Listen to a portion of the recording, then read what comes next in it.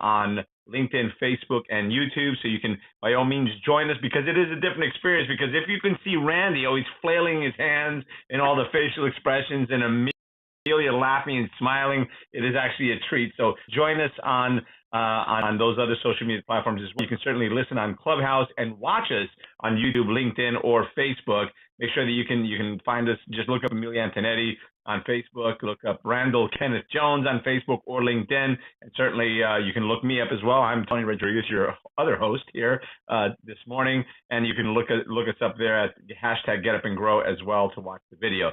So with that said, I've got both of our amazing people here drinking their coffee. The VIP herself, Miss Amilya Antonetti, holding her VIP cup, and of course the Jones Show, which is Mr. Randall Kenneth Jones. And so without further ado, I invite you again one more time. Invite people into this conversation. Share this link. Share this video. Share this stream. We appreciate you. And now let's get it on. We are ready. We are ready. Let's get it on. Yeah, baby. Yeah. Yeah. Okay. I need a man to speak to me that way. Yes. Tony, it's Jones dot show. You forgot the dot again. You keep undotting my. You're right. It's Jones dot show. My apologies. Jones dot show. There you go. Princess, how are you? My princess, I'm not talking to Tony. I'm talking to you, Miss Amilya. Oh. Well, that's good. That I forgot the dot. Listen, I'll call you Dot. No. I just said, hey, princess, to you. Oh, princess. Oh, gosh. I am so far from a prince. I need a little princess. She's the queen, baby, the queen. Well, I am the queen. I am the queen. I am the queen. That's right. Randy definitely is 100% more of the queen here. So, okay, let's talk about what is trending and what is going on here. I've got a share, but I know you've got a share. We're going to talk about, you know what, I want to know, we're going to talk about what we're obsessed with. Okay, so I have a visual aid. Our obsession. What are we obsessed with this week? Our obsession. Okay. If you're watching on one of the video streams, I have a visual aid. I love the visual aid. We have a very big budget for the visual aid. A huge budget. Exactly. We want to pay, at the highest premium here. Hey, that's in color at least. So, do you want to go first? I will, because first, sounds so self-promotional. People, for those of you who signed up for Ruby for my book, to get information about my book when it comes out, thank you. That was so nice. I'm obsessed with Amilya's Instagram. No, I'm really trying. doing these videos, and they're just trying. Tara's actually been you're doing because I am like a puppy with big feet. I'm trying really hard, but I'm falling all over. No, you're not falling at all. Oh, stop doing that. They're great, and they're short, and they just kind of give my day a boost. And I've heard so much Amilya over the last 2 years, but yet you just continue to surprise me. And I'm not just saying that, you really do. So I'm obsessed with your Instagram. But you know what I'm obsessed with, pop culture-wise? Okay, what? Where the Crawdads Sing. I've heard everybody's talking about it. I've heard that. Tell me more. I heard the book was great, and as a writer, and now I want to read the book. The thing is, I can't tell you that much more because then I ruin it. I ruin it. It's that's all I get. That's all I get is that's it. Right. It is. You're a tease. You're teasing. You're teasing. I gotta tell you something, but I can't tell you what I gotta tell you. But I gotta tell you. I hate when people do that to me. Well, then I'm just being mean, I guess, because I'm okay. So it is a mystery. Okay. It is I love the message of empowerment. I love the message of empowerment, and I think it's a unique approach to the message of empowerment. So I read, right? I'm a big reader. For anybody, I'm obsessed with reading. I hear that there's not a lot of big names in it. But the No? No, there's not. They're all people you haven't heard of. Not since like The Notebook, when I didn't know who those people were at all before they were anybody. Okay. It gave me the feeling of The Notebook. It kind of has that because it's in the past. I think it's in the 50s. So no technology, but it kind of has that feel to it. But it's so nice to see people in the Flash your mics if anybody's seen Where the Crawdads Sing. Has anybody else seen this? I know it's out in theaters now, which just makes me laugh because I haven't not gone to see a movie because I'm a Netflix junkie. So no mic. So this may be a good find for people because I don't see any mic flashes, which means nobody has seen it. I'm telling you must. And then I want you to send me a note or tell me that you went and tell me what you thought. Is it a chick flick? No, it's actually in the theater. It's actually just came out into the theater. It's all over social media. It's all over the buzz because people are like, oh my gosh, you must go see it. Is it a chick flick? Oh, is it a chick flick? She's asking if it's a chick. I hate them. Well, would you consider the Notebook? It is, but okay. Here's my feeling on chick flicks. A lot of the times, chick flicks in many cases are movies men need to see. This is, in fact, probably going to have primarily a female audience, but it contains a message and a storyline that men need to see, and I think that's a fair answer to that question. Because I think so often things that we target, we could do a whole show on this. I think so often things we target that women tend to consume. I can't tell you how many different times I've said men need to consume this media as well. Yeah. Happens. Well, and vice versa. So for me, because again, I tend to be the extremeness between the two of us, I don't know if you saw my Instagram, I took a stroll down to Hudson Yards, and for those people who are not familiar with New York City, Hudson Yards used to be the don't go there area of New York City. Definitely a place that you did not want to go to at night. Well, Hudson Yards has transformed itself, and they really focused on really catering to people coming in from like Long Island and Jersey and Pennsylvania, our tourists, and created a lot of these kind of really art pieces down there, like the big, what do you call that big spiral thing that's down there that has gotten so much attention. I think it's like 1.5 miles tall that you just walk around and around down on Hudson Yards. Well, on the very top of that, which is 100 stories high, right? So there's this new restaurant. Actually, Gary Vee's place is down there. They've got this massive, beautiful building, 100 stories, and at the top of it, they created a little bit of like the Vegasness, and they created something called the Edge. And the Edge allows you to rappel down 100 stories. No.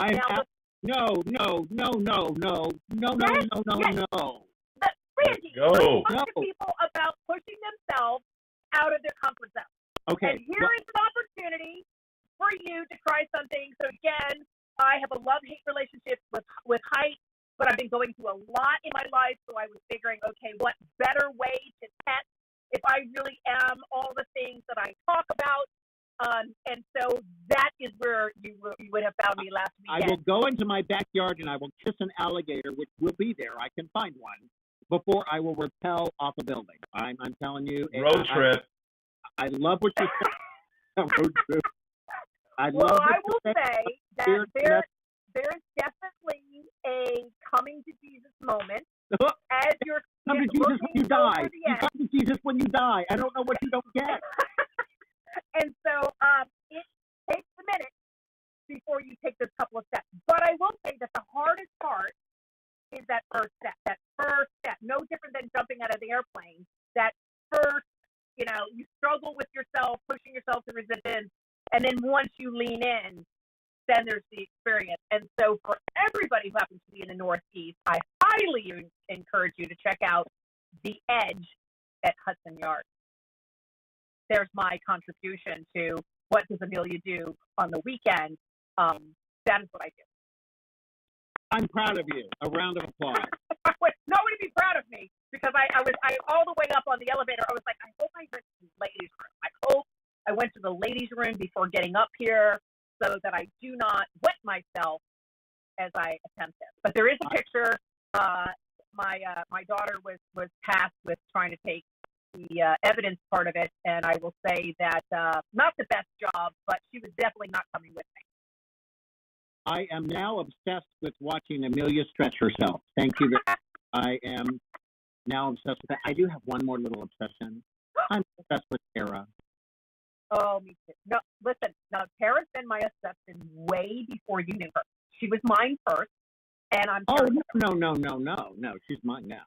No. I'm not sharing her. No, not sharing her. No, I'm a non-sharer. No, get out of my sandbox. She's mine. All mine. But yeah, share. Let's share the Tara. Yeah. Let's share The the Tara. graphics, all her. What Tara does for the show, people, you would not. Oh, I mean, I've been producing it. Tara has joined me, really taken on the producing role. I can't mean the number of times at 10:59 we're still like, "Where's Amelia? Where's Randy? Why is there no sound?" I mean, it is a terrifying. Where's Amelia is kind of like where's Waldo. So if Dave's still listening, Dave Milter, when you go 2 minutes long, that's often saving us. Yeah, That's right. One of my favorite interviews is with Jennifer Lopez, talking to Ellen, and they were talking about being late, and she was like, "Well, that's part of my repertoire, which is, she is conveniently late, but she feels like she's early, not actually late, that it's just right on time." And so I try not to be late, but I will tell you, I'm usually within seconds of the call time. So I'm never late. I never miss my call time. But I will create a little stage of where is Amelia just before. Now, there are those who say that if you arrive on time, you are in fact late. And what I do you say to those people? I say to them, I'm happy to hand you my action list per day. And if you can accomplish more than I do in a day, I will surrender. But he who, has the skills, I really push it tight. And matter of fact, I got Patricia now. Her and I have actually accomplished more in one day than I think people have accomplished in 6 months. Yeah. We use the tools that we actually talk. Yeah, blocking, time blocking, energy blocking, power hour, protect hour. All of the stuff that I talk about here is actually what we actually use.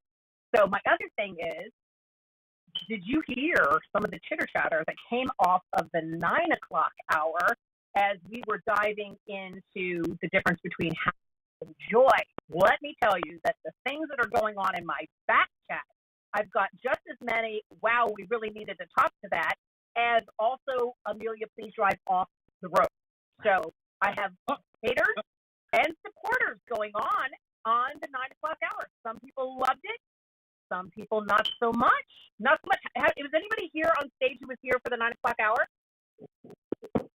I was here. It was amazing.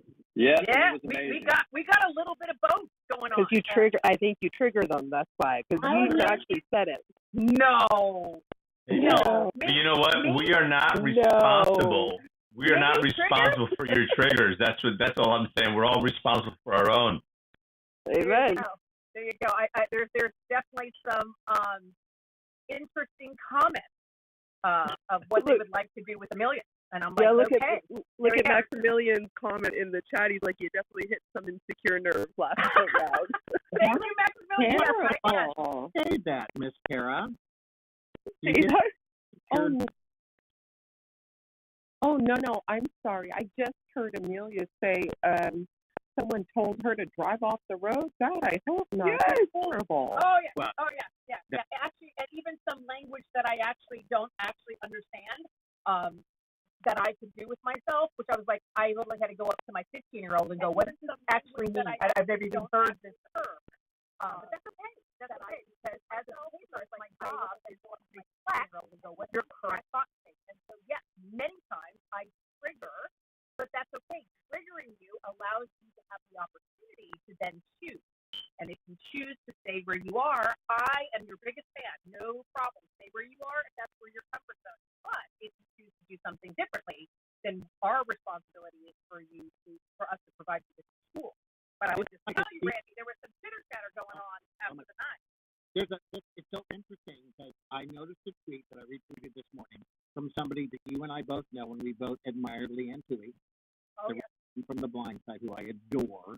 Yeah, me too. Yeah, I had the privilege of being on stage with her at Texas Woman Conference.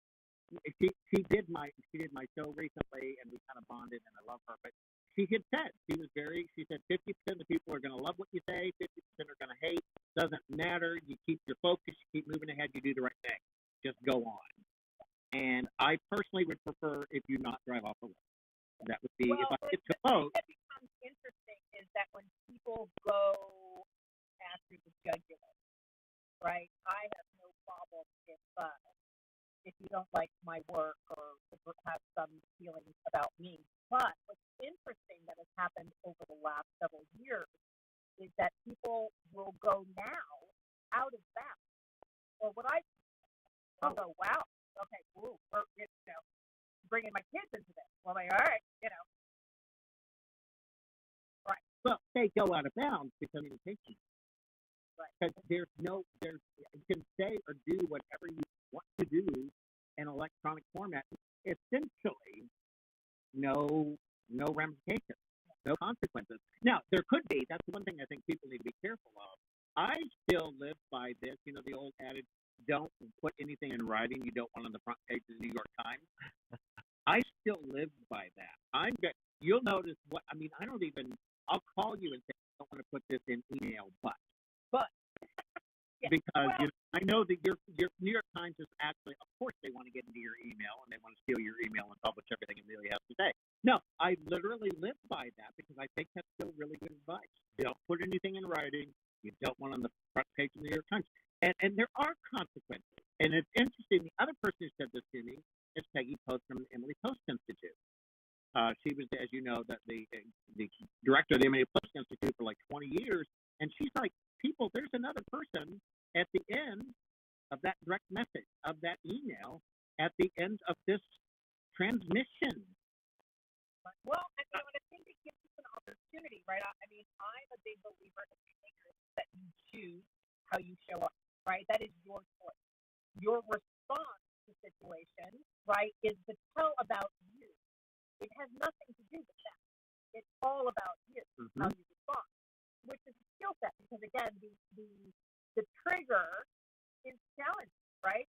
We're all triggered in different reasons, different ways, right? And the trigger is the identifier of our work, right? So when you're triggered, one of the insights is showing you what it is that you actually have the choice to work on, right? So you're not triggered for no reason. You're triggered because that is your work. And I love when I'm triggered because I have to really, take that step back and kind of go, what's going on this side, right? What's happening for me?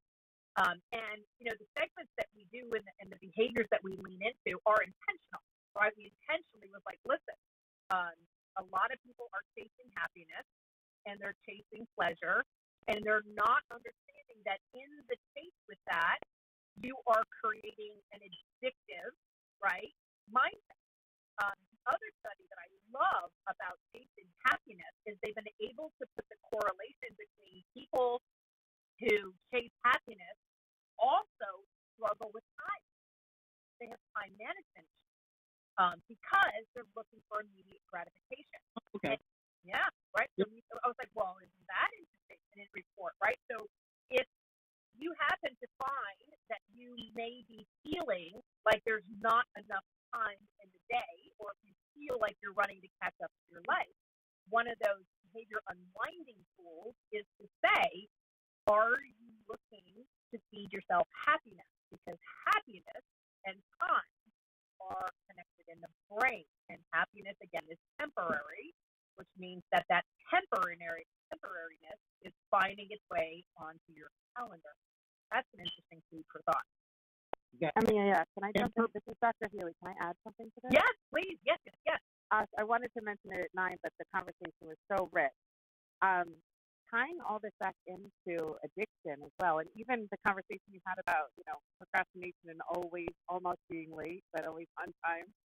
When our nervous system is undergoing stress, it actually is evaluated as pain. And so our pain response also is activated. And part of our pain response is to eliminate pain. So we actually naturally release opioids anytime we're in pain, whether you break your bone or you lose a partner or a pet or whatever, right? So any kind of emotional pain or physical pain, our brain can't really distinguish between it. And so when we find ourselves in these stressful situations or living in chaos, that alone can be quite addictive because we're actually finding, not necessarily saying, oh, it feels good to be in pain, but we do get that opiate release that is highly addictive. Oh, yeah. And so from a neurochemical standpoint, there's absolute backing to what you were saying. And if people are telling you to drive off the road, you go, suck it. So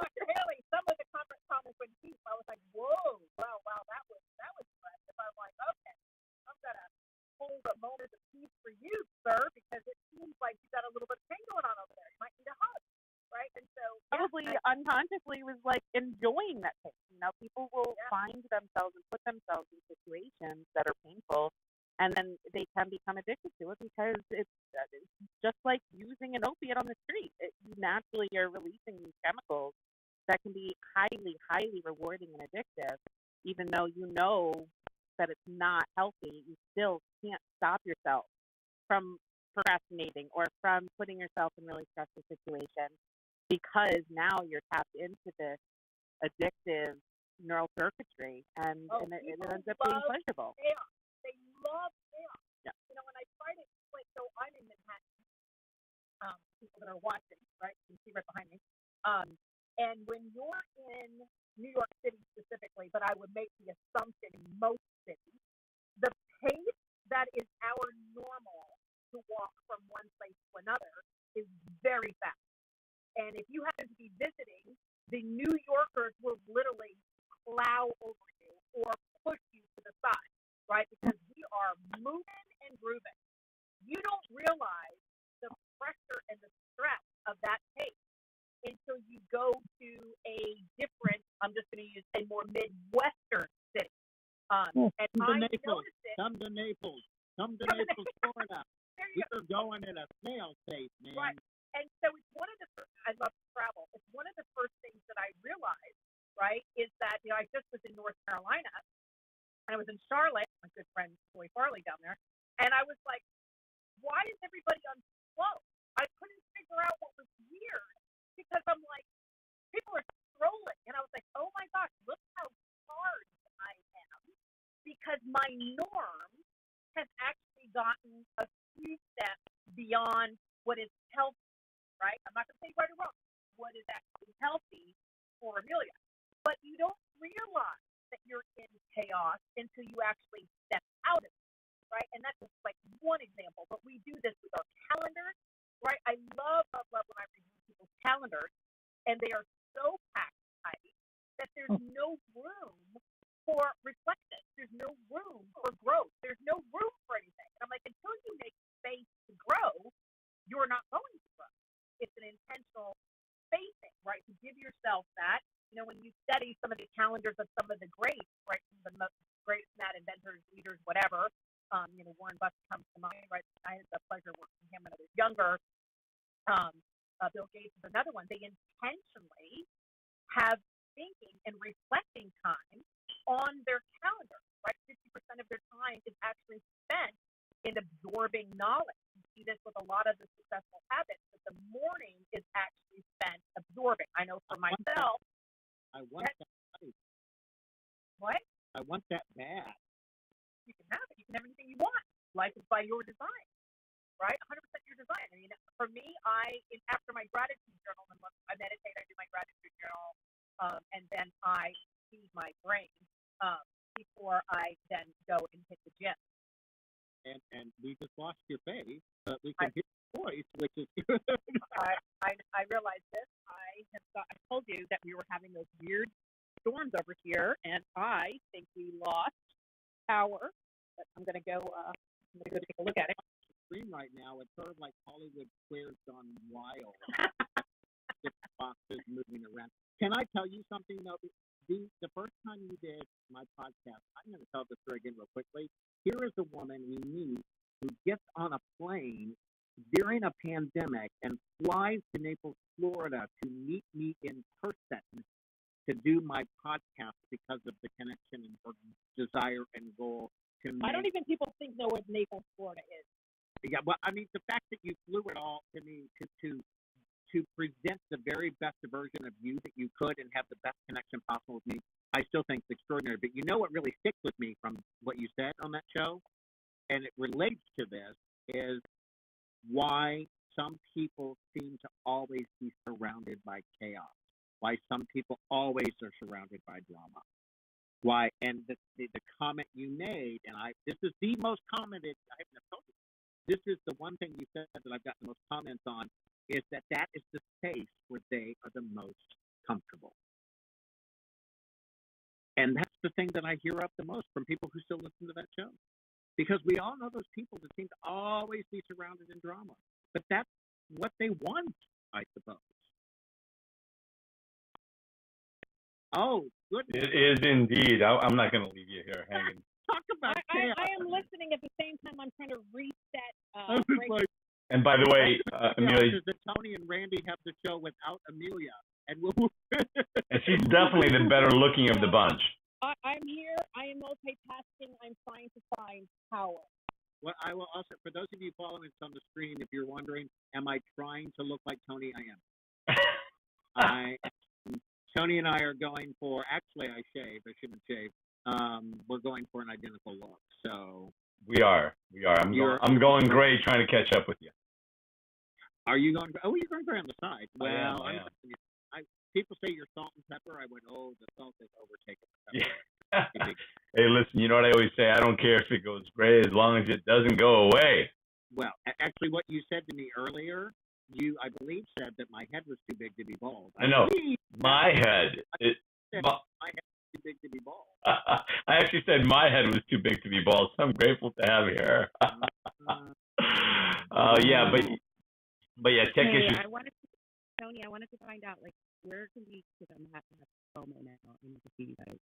So where can I see you guys live? Well, on the chat, I actually put a YouTube link on the chat. So if you go into the chat box, you'll see a YouTube link. I didn't go into Facebook to get the other links, but Tara, perhaps you can assist and add those links. But you know what? Since I've got the mic and it is the bottom of the hour, I'll do our reset while we wait for Amelia to boot herself. The master plan. Losing Amelia was not. That was part of the plan. Yeah, it was part of the plan. She says, you know what? We knew she was going to take a break. That's it. She just needed a break. She turned off her power. Yeah, she's taking a few minutes off. There you go. And nothing wrong with that. Listen, you got to practice self-care, for God's sake. So, listen, if you're just joining us, thank you for being here. Of course, this is the new and revamped, reinvigorated, renovated Amelia. Improved. New and improved. Yes, I was trying to fill in as many words as I could. The new and improved. The other, let's point out, because we want to guide people in this room to also, like Amelia and I feel that we continue to strive for, to also be new and improved. Yeah. Well, it's like she said, if you're not growing in life, as she said, I believe in the 9 o'clock hour, if you're not growing, you're dying, right? So we always have to keep improving. That constant, never-ending improvement is all part of life, right? So we always have to keep innovating and improving. So this is the new improved Amilya and Randy show at 11 a.m. on Fridays. We, of course, are here every Friday. And I'll remind everyone that we are indeed streaming to Facebook, LinkedIn, and YouTube. I did post the YouTube link in the chat so you can watch there. And, of course, you can also find Randall Kenneth Jones on Facebook and LinkedIn, as well as Amelia Antonetti on Facebook, LinkedIn, and, of course, also on YouTube. You can watch us there. I've got mine on my Randall Kenneth Jones Twitter, too. Twitter is actually my most active platform. But is it streaming live there? It's streaming live on Twitter. I did not know that. So we are also streaming live on Twitter. Fantastic. So you got to love technology. We're everywhere. We're omnipresent. We're everywhere you want to be. Who did I steal that from? Is that American Express? Everywhere you want to be. Anyway, go ahead. Perhaps. Well, anyway, in any event, we are at the bottom of the hour, and we want to say thank you for being here. We are grateful for everyone that's on the stage. We're grateful for everyone that's in the audience. And, of course, we're grateful for everyone that is also watching on social media. We encourage you, of course, to invite people into this conversation. If you're on Clubhouse, click that little button on the bottom of the screen with the arrow. Share it to your hallway so people that follow you know where you are and invite them into the room. You can also ping people in individually. The people that you know could and should be here just because they're fun. Sally found us, I see, on YouTube. So fantastic. And Amelia is back. Before I release it, I'm just going to say, share it on Clubhouse, but also if you're watching us on YouTube or Facebook or Twitter or LinkedIn, share that video as well, because, again, conversations that are had here, we're having a lot of fun, we're joking, and there are always life lessons to be gleaned from everything, because we are all about designing our genius and releasing our genius, and it's part of that constant, never-ending improvement. So this is the new and improved Amelia and Randy hours. So with that said, I'm going to pass it back to Randy and Amelia. A set reset. I had to put a totally different place. I'm like, oh my goodness. There you go. There you go. So there's actually no power in my office. And by the way, Now I'm here. Dora Maria. Why is the background different? That's why. It was chaos, and we just made There you chaos. go. We paddled. That's it. No problem. And by the way, Dora Maria is saying that you need lines in your background too as well. So by the way, for those who aren't on video, I've got a big lion hanging behind me. So you need to get one too, Randy. Completely orphaned, Tony. Well, I mean, Amelia has a groovy background, and you have a groovy background, and I have my kitchen. There's my horse. Yeah, I need to work on my set. We got a horse. We got a lion. Sean, he's ordering a lion. So I'm assuming, Sean, you're sending it to me. Thank you. That's very nice of you to do that. There we go. Okay, so I don't know what I missed, but I definitely want to be able to lean in and answer some questions. I know we had questions coming off the 9 o'clock hour. I also see some kitty chatter here about pushing yourself out of the comfort zone, because I decided to jump off of a building. Actually, not jump off a building. I rappelled down gracefully, sort of, from the building at the edge from the Hudson Yard. And so we want to hear from you. What can we do to lean in to actually help you move you from where you are to where you actually want to be? Because, again, it's always a behavioral change or behavioral modification, and that is what we're here for. Are people making fun of me in the back chat for not wanting to jump off a building? No, listen, everybody's got their thing. Like you, right? You create adrenaline by standing and performing on stage. I do. Right? I would never. That would not work for me. I can't read and remember a script, and to do some of the things that you've done, on Broadway I could never do that. I'll jump off a building. On Broadway, the only thing I've done on Broadway, honey, is walk it. That's the only thing I've done is walk it. Okay, you've been a performer. Broadway performer. I'm like, that's so nice of you to say that, and maybe it's too late, but that's like falsifying the resume just a little bit. So, okay, performer. How about that? Yes, well, I've done a lot, but I've walked to Broadway, and I have been at Broadway shows in the audience. Okay, there we go. But you've also performed on stage, which is many times. Yeah. I don't think that is an adrenaline rush, and I get mine more from climbing Kilimanjaro, rappelling, anything that's to do with kind of like a sport is where I get my adrenaline rush. But you know what? Let me correct you a little bit, because you can do it. Okay, I can jump off a building. You could do it. It's really the same rush you get from speaking. You know that joy? I don't know. When I am public speaking, I am in my element. I am entertaining. I am interacting with the audience. I'm calling upon all my improv, and I am loving every minute of it. And it is that same rush. And I love it, love it, love it. And that's because you're an extrovert, and I'm an introvert. So I do speak. I actually do speak. I'm sure there's people here listening that have heard me speak, especially if they've been at Breakfast with Champions or Grow for God, or I'm on my way down to speak at Renee Moore's event in Atlanta. I'm speaking at Success North Dallas. So I do speak. However, I don't get a rush out of that. I'm an introvert. So I actually, that does not fill my bucket, because speaking for me is something that I've learned to do, but I am very self-conscious, especially when I speak, because the audience is so quiet and have a tendency to look at me like deer in the headlights. I never really know what I intended, because my intention is to help, heal, move, answer, solve, like all those things. Just like on Clubhouse. When Clubhouse is so quiet and people don't chime in, I'm like, what's going on here? So same thing too with speaking. Now, I've been told over the years, because I provoke deeper thought, that's the quietness that comes back. But it is very uncomfortable when you're speaking and people are just looking at you. You're like, okay, can we make this a little interactive? So no, speaking is something that does not energize me at all. Inventing makes me energized. Product development makes me energized. Marketing campaigns make me energized. Healing people, fixing relationships, crisis management, what we did for the Vegas shooting and Storm Sandy, 9/11, that's what energizes me. But the actual public-facing whatever, look at me thing. Oh, no. That triggers every insecurity that I have. I would never know. Oh my goodness. Oh my goodness. No. Yeah, no. All the things. If you heard what was going on in my head as I just go to take the stage, or when we're doing stuff with like Steve Harvey and stuff like that, with the chatter that I have to like quiet in my head, and then really lean into my behavioral tool, which is my responsibility is to serve. Right. That there's one person here that could use the information that I know, or that the knowledge exchange, or a tool that we've created, and that I'm there of service. And I push myself out of my comfort zone to try to be of service, but it is not a natural thing for me at all. I am a little bit more like Brene Brown. I would never leave my home unless I had to. I know, completely the opposite. So the thought of performance, that's what I love Renee Marino, right? She's a dancer and Renee Marino. Oh my goodness! And I'm like, in my head, I'm that girl, but I'm too shy. I'm way too shy. You know, I love this.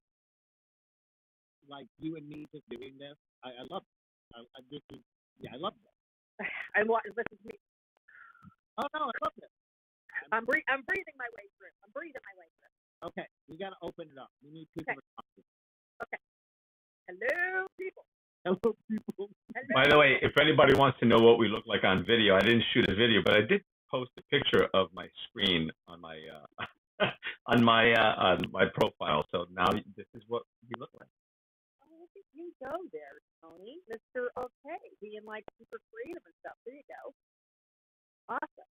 And by the way, there's people commenting, so thank you. A filmmaker's therapy coach joined us on YouTube. She says, "Oh my God, I can see you now. This is so fun. Seeing your faces, everything. Great show, absolutely."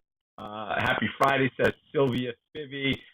Jessica says, "Love the line. Thank you." And Sean with the yes, wait by the curve in Naples, Randy.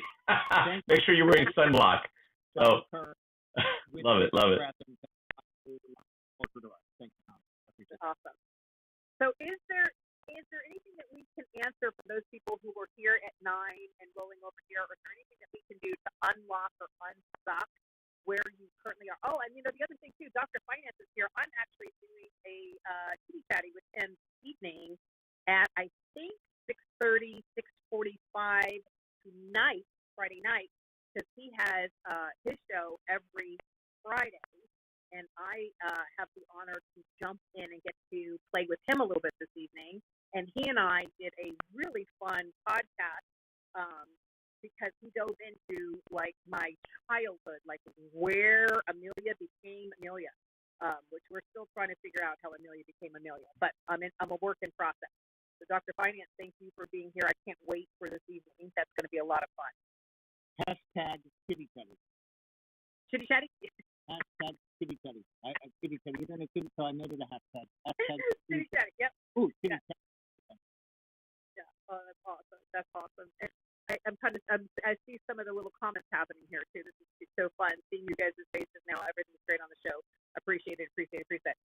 Any comments? I mean, we've got all these people on stage. It's Friday, which is fabulous Friday. I cannot imagine that there's not something that we can bring value to you right here, right now. And again, for those people that are signing up for Atlanta, I'm coming to see you. Please bring your designing genius people planning so that I can get with you to help move the needle. So I'm opening up that so that I'm actually setting aside time to have gone through designing genius and actually sitting with them in Atlanta, in Dallas, and in San Diego. And I'm so excited about San Diego because I get to work with our veterans. Mm-hmm. I know. One of my favorite things to do is working with our veterans. And we get to do that October 1st in San Diego. Really, really excited about that. Amazing. Listen, so I'm just going to pull up a question or a comment/question from the chat from Boosie. She says, it really stood out to me how you explained that people who chase immediate pleasures are usually bad with time. Felt like that was an accurate representation of my current behavior. However, I would like to know if there is a way to remedy the effect on my time management. Yeah, 100%. And I think that what you want to unwind with that is the fact that you are chasing, right, small moments of happiness, right? When you break that addiction of seeking happy and pleasure, it allows you to create the space to be intentional. It's hard to be intentional if you're chasing, right? And what happens is if you have an overfull calendar, there isn't any room for growth. So my very first thing for time management is to get clarity on your 5 areas of focus. Again, if you go through the Designing Genius book or go through the Designing Genius course, we can walk you through the process.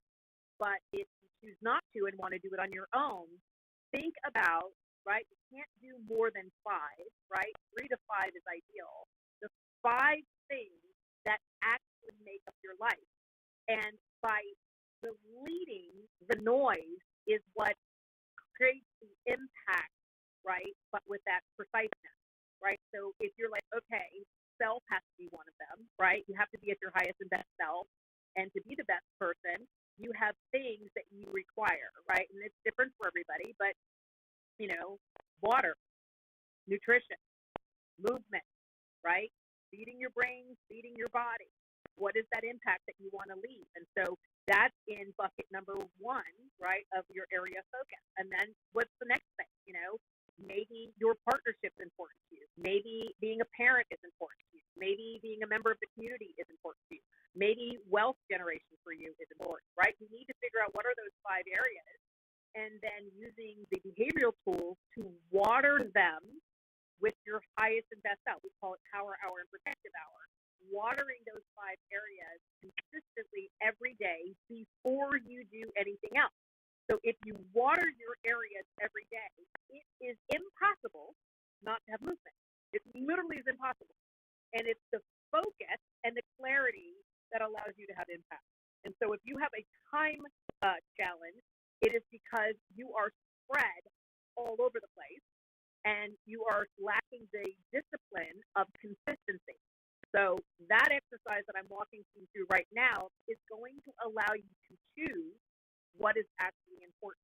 And when people try to choose more than 5, you're basically saying that you're going to give leftovers to those areas, right? Because you can't go more than that. And so by choosing to do less, you actually end up doing more. Is that helpful? That was fantastic. By choosing to do less, you actually end up doing more. So good. I'm right now. Yeah. If you're in overwhelm, you're not productive. So I love that. That's right. Actually, that was one of the greatest things I learned from you, Amilya. Actually, doing less is so that you accomplish more. That was one of those tools within the whole your should and should nots as well. That absolutely was probably one of the most powerful things. Because I was doing so much, but I was accomplishing nothing. I was just running around in circles and circles and circles until you said that, and actually made me hone into my calendar. That's actually what shifted everything. And so running on what the treadmill. people forget is that you only have a limited amount of energy per day. And if you're resetting and refueling correctly, right, then you're refilling up that bucket. But basically, in a 24-hour period, there is a certain set of time, there's a certain set of resources, there's a certain set of energy. And each one of those are a conscious choice of investment. And when people are trying to pull themselves in 9,000 different directions and take on too much, the energy drain is what actually sucks your time, right? Because time is a man-made invention to help us process energy. What's really happening is your energy is being depleted in non-focused, right, areas. And so that's why you're actually spinning your wheels. You're actually not accomplishing anything because our school system teaches you that busy is productive. So busy is busy. Highly productive people are not as busy as you are. You're choosing busy. I'm asking you to choose productive. I got 2 other questions that came through. One of them was just a private message to me, so I'm not going to say who it was. But actually, I could because she met. Well, actually, I don't know the actual name of the person, but it says, "What if someone is stuck in depression and can't seem to get out of it? I've given up on almost everything I love." Oh, Okay, so that's a real one, right? And so when you're stuck in depression, part of the overwhelm is the magnitude your brain is creating to get out, right? It seems monstrous. So to move forward, you must look at very, very simple acts. 5 minutes, right? 5 minutes after you open your eyes to push yourself through 5 minutes of productivity, right? And what I mean by that is simple things. I'm going to get up. I'm going to get dressed, right? Just getting dressed out of loungewear, sleepwear, into productive wear starts the mind moving in a different direction. Brushing your teeth, right? Showering. Depression, one of the first things that follows depression is lack of hygiene. They don't get dressed, they don't shower, they don't. So the simple act of, this is why Jim Quick talks about making your bed. It's why the military focuses on making your bed. Depression comes from overwhelm, right? So yes, there's always sometimes there's a chemical thing going on your head. That's what I'm talking about. I'm talking about behavioral depression because it seems like so much needs to be done. Doing nothing feels better than trying to eat the elephant. So when you break the elephant into little bites and then give yourself reward. So the day may be, I'm just going to get up. I'm going to put on different clothes, and I'm going to brush my teeth, and I'm going to change the room that I hang out in. So instead of hanging out in the living room, if that's where you go, or the bedroom, change the location. That's it. That's all I want you to accomplish today.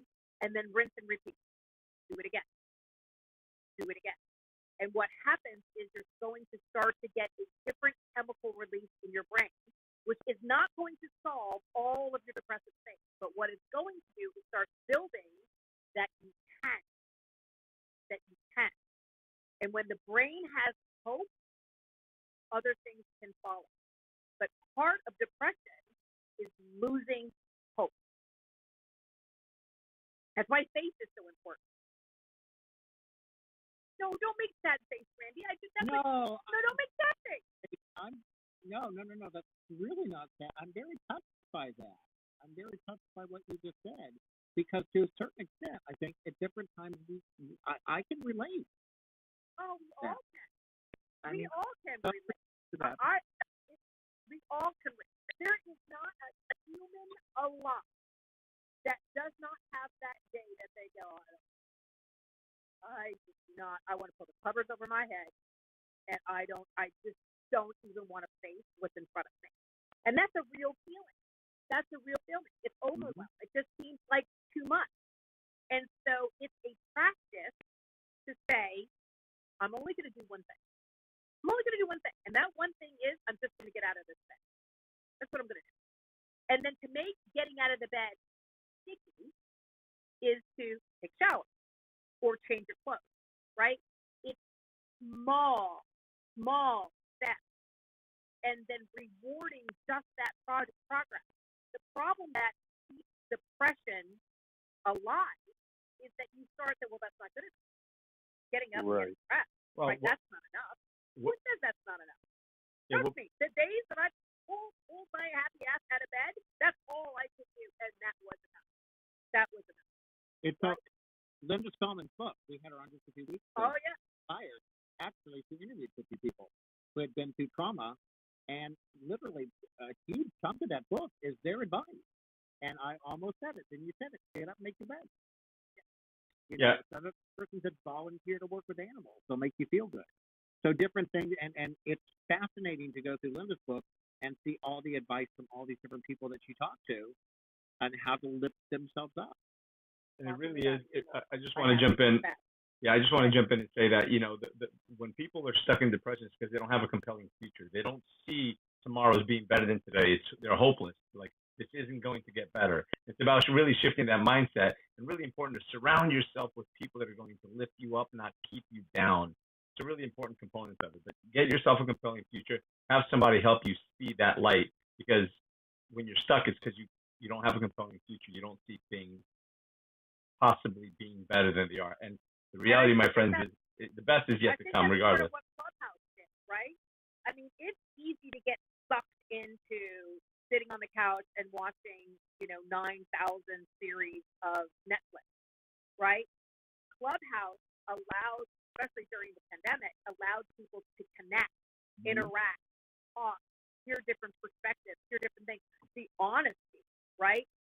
Somebody that you look at and you go, wow, that person has all their shit together, right? I always say that if whatever you feel when you see me, that's you. That's your reflection. That's not me. That's you. Who do you know that has all their shit together? I don't know anyone that has all their shit together. We're all trying. Tara. Tara has other than that, Tony certainly doesn't. So I don't know who that person is. No, we're all doing the best that we can, and we're learning every single day. And I think that when you start to really, really embrace the fact that what you feel when you see other people, right, is really a part of you. It's really a part of you. I mean, the 10 people who said something nice after the 9 o'clock hour was really them. And the 10 people who said, take a hike was really them. Neither one has anything to do with me. It has to do with them. And that's something that we have to consciously understand, that what you think is happening isn't what's really happening. What's really happening is what's going on for them. For them. Amilya, this is Tarika. Hey, Tarika, how are you? My favorite brother. How are you? I'm good. Listen, I just want to say that, when you talk about the reward, I think we move past rewards so fast. Like you said, get up, make your bed, but reward yourself. Like, we have issues with throwing parties for small successes. And those small successes that we have need to be celebrated and validated by us, the individuals.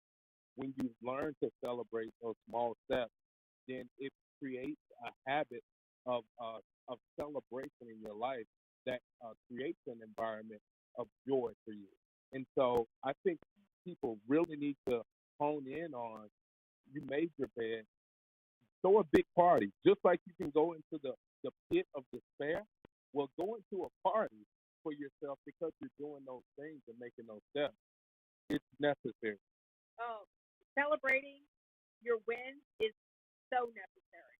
But celebrating your failures are just as necessary. I mean, part of the habit of most successful people is they celebrate their failure because they understand that movement towards win.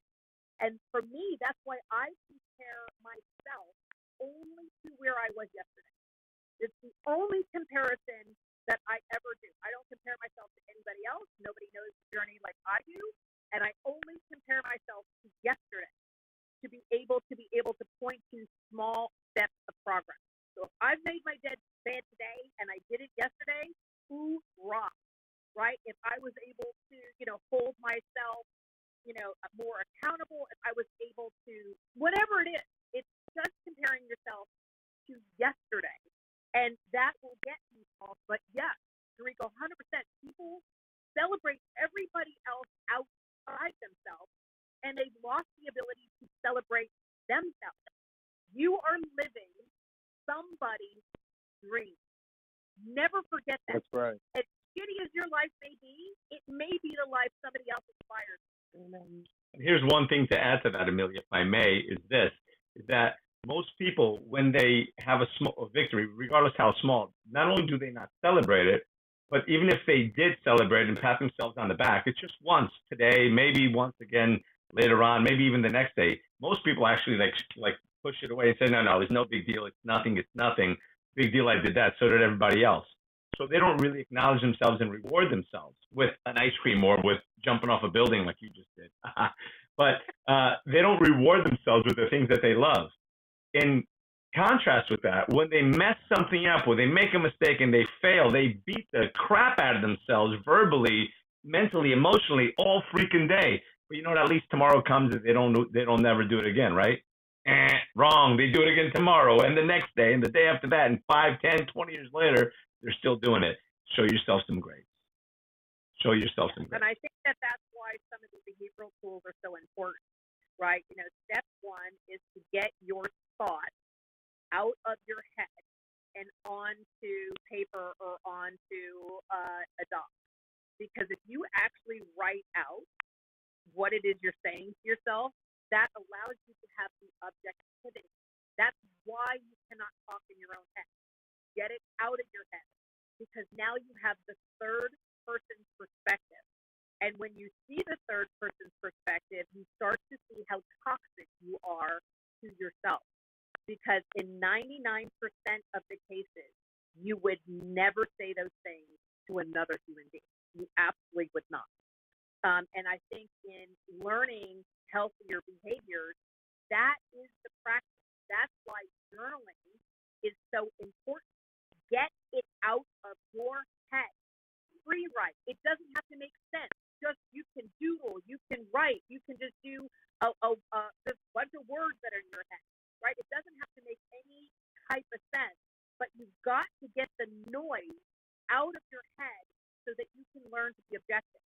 The more you learn how to be objective with self, the more objective you become in your family, with your kids, in your community, with society, with everything else.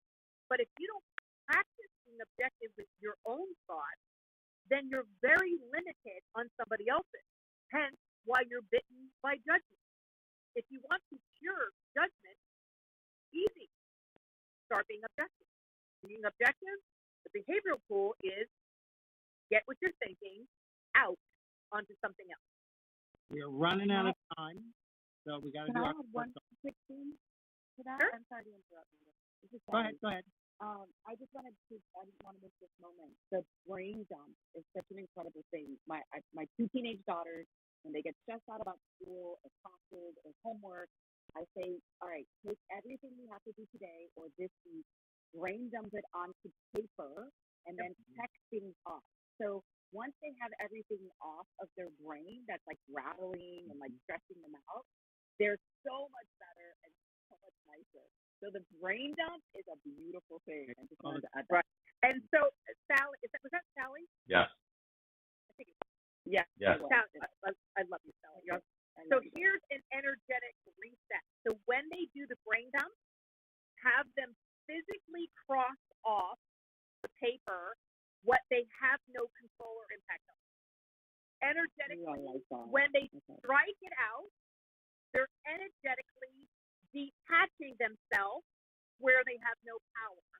And then circle the things that they do have power on. The exercise to cross and circle, right, is a very deep relationship with energy. If you know any of the psychology around X's and O's, if you remember checkers, right, there's a difference in energy when you X versus you O, right? And so when you cross something out, subconsciously, you're saying no. And so in children, when they do the brain dump, and even for yourself, cross out what you cannot control, circle where you have power, bring the circle forward, and then that then leads you into the success formula of thinking, planning, and then executing. That's my behavior 2 cents to that little nugget. Thank you. Wow. You're amazing. Well, we're at the end. We actually have stolen minutes from the social media show again. We're awful people. I'm going to call the authorities. There you go. Please, y'all, go to, again, we would love it. Amelia wants you to go to designinggenius.com. I am so grateful for those of you who last week go to rubybook.info. Just sign up there, and I will make sure you know when my new book comes out in the fall. And I'm about to announce some of my podcast guests probably next week to a book for season 5, me and Siri, season 5. Well, listen, and let's also remember to be back here again next Friday at 9 a.m. for the Designing Genius Hour from 9 to 10, and then again from 11 to 12 with the new and improved Amilya and Randy Show. So make sure that you're joining us. And, of course, herb, wait for delivery. So there we go. Okay, amazing. social